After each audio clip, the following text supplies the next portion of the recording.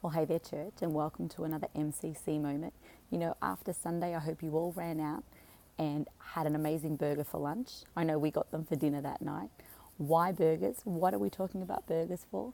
Because we were talking about fueling our body with the right thing that we need. So we were talking about eating for nourishment, eating for the goal of flourishment and health, but not just in our natural life, in our spiritual life. We were talking about how God's word is the ingredient to our life, which helps us to nourish ourselves, helps us to nourish our spirit, our mind, and our bodies, and that leads to a flourishing life.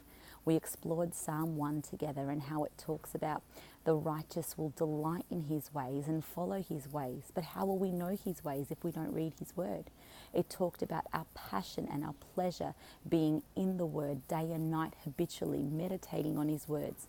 You know, we explored how there's just no way that we could ever walk around with a Bible plastered to our head, but it's about that constant meditation and communion on who he is and with him.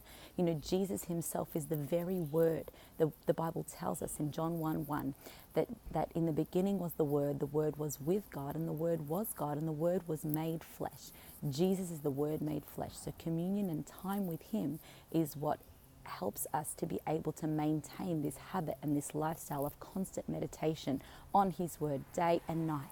And when we nourish ourselves, our body, our soul, and our spirit with his word, with time with him in prayer and in worship, then what we get is a flourishing life.